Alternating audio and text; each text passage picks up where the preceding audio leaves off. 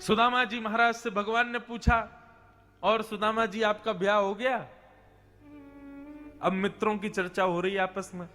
भगवान सुदामा जी बोले, लाला मेरो ब्याह तो है गयो, 2 बालक भी हैं। ठाकुर जी बोले, हमको ब्याह में नहीं बुलाया आपने? सुदामा जी बोले, लाला हम छोटे मोटे आदमी, छोटे से ब्राह्मण, ब्याह भी कर्जा लेके कियो तो को कैसे बुलाते? तू महाराज धीराज है, राजा है। अब मेरी छोड़, अपनी बता, तेने ब्याह कियो कि नहीं कियो? अब ठाकुर जी क्या बोले, चुप बिल्कुल। हाँ हो गए हमारे ब्याह भी। बोले हमारे ब्याह मतलब कितने ब्याह हुए हैं? ठाकुर जी बोले अब ये विषय अभी छेड़ना जरूरी नहीं है। बात बोले मैंने थोड़ी छेड़ो, तेने छोड़ो। तेने ही पूछी मेरो ब्याह भयो कि नहीं भयो, तो मैं भी पूछ रहा हूं तेरो ब्याह भयो कि नहीं भयो।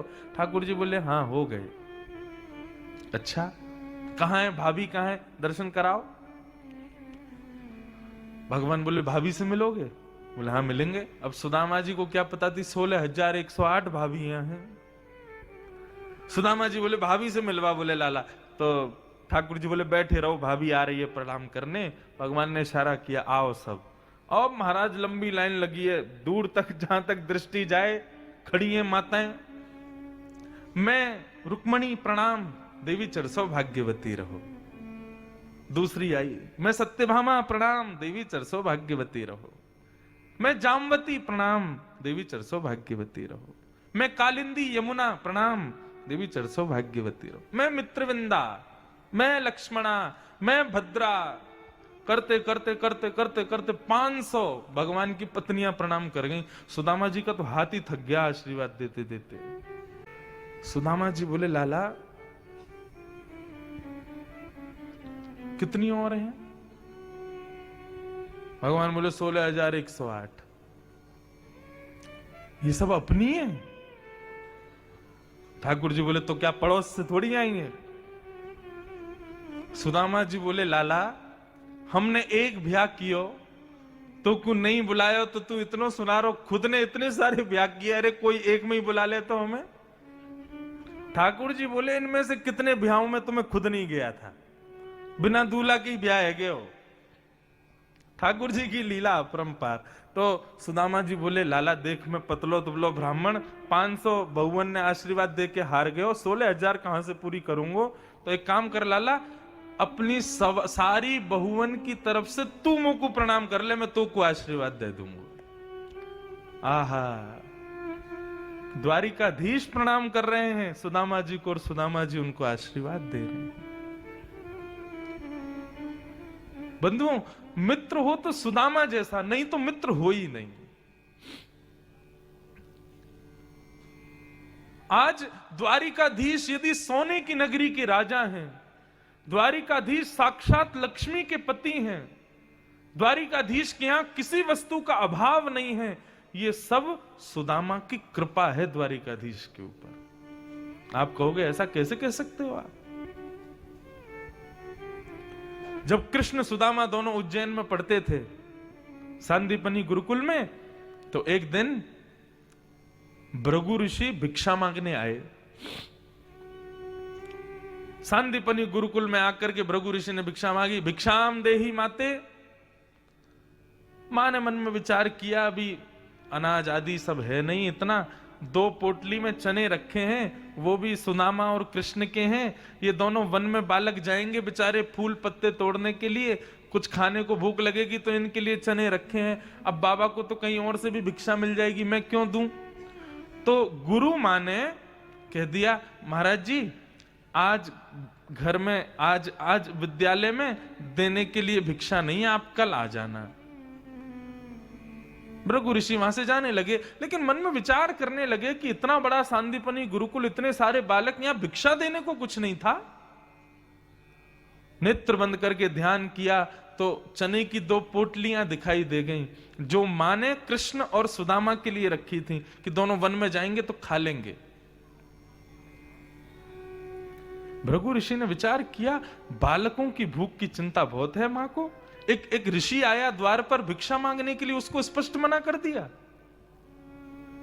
मां मैं भी श्राप देता हूं, जो इन चनों को खाएगा वो जीवन पर्यंत दरिद्र हो जाएगा, लक्ष्मीहीन हो जाएगा, उसके जीवन से लक्ष्मी चली जाएगी। आज अपनी भूख मिटा लेगा इन चनों से, लेकिन जीवन में अपनी भूख को कभी तृप्त नहीं कर पाएगा। ये मेरा श्राप है इन चनों को। भृगु ऋषि ये श्राप दे रहे थे और वहीं झाड़ी के पीछे तुलसी तोड़ रहे थे श्री सुदामा जी। और सुदामा जी ने ये बात सुन ली कि भृगु ऋषि ने मेरे और कृष्ण के पक्ष के रखे हुए चनों को श्राप दे दिया है। सुदामा जी के नेत्र सजल हो गए और मन में विचार करने लगे, मैंने अपने सखा कृष्ण को आज तक कुछ नहीं दिया, देने लायक हूं ही नहीं, मेरे पास कुछ है ही नहीं देने को। परंतु आज यदि उसके पक्ष के चनों को भी मैं खा जाऊं और अपने पक्ष की लक्ष्मी भी अपने लाला को दे दूं, तो यह मेरा सबसे बड़ा उपहार होगा मेरे कन्हैया को।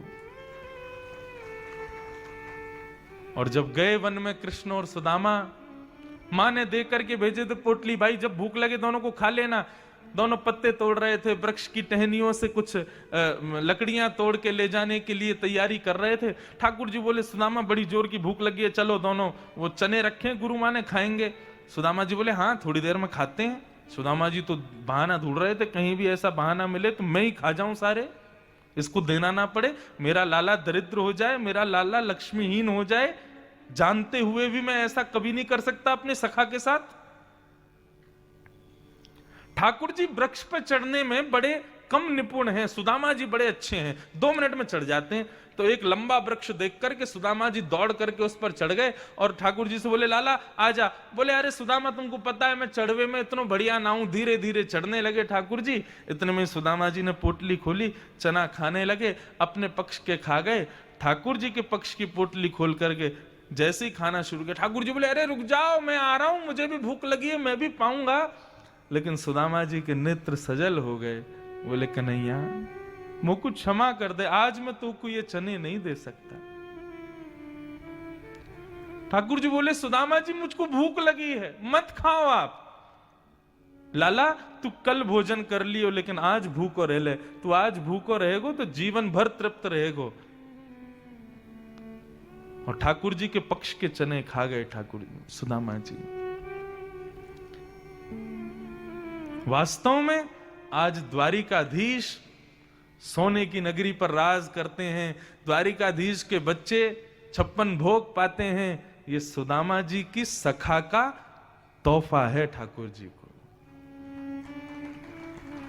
सुदामा जी के बच्चे विद्यालय से पढ़ करके आते हैं, पिताजी भूख लगी है। सुदामा जी आलू जैसे दिखने वाले पत्थर ले आते हैं, बच्चों से कहते देखो मैं आलू ले आया हूं, और एक पतीले में जल डाल करके धीरे से उन पत्थरों को रख देते हैं, बच्चों को दिखाते हैं देखो अभी आलू पक रहे हैं, और जब तक ये पकेंगे तब तक क्या करोगे, चलो कथा सुनो। और दोनों बच्चों को गोदी में लेकर के कथा सुनाते सुनाते सुनाते भूखे ही सुला देते हैं। ये सुदामा जी की स्थिति है।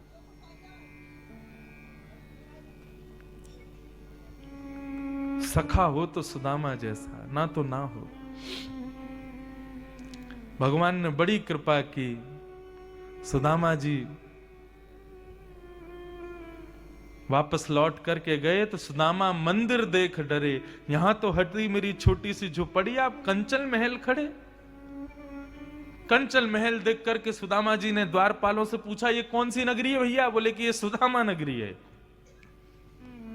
अंदर से जैसे ही सुदामा जी की पत्नी सुशीला 16 श्रृंगार करके, बच्चे सुंदर धोती बगलबंदी पहन करके, तिलक लगा करके, कानों में स्वर्ण के कुंडल पहन करके, मोतियों की माला पहन करके आते हुए दिखाई दिए, सुदामा जी प्रसन्न नहीं हुए। सुदामा जी बोले वाह सुशीला, तुम पर बड़ी कृपा की भगवान ने, हमारे तो वही फटी धोती है जिससे गए थे, हमारी तो धोती भी नहीं बदली और तुमको कंचन महल दे दिया। बोले अरे मेरा थोड़ी आपका ही है, ठाकुर जी ने कृपा करके सब दिया है।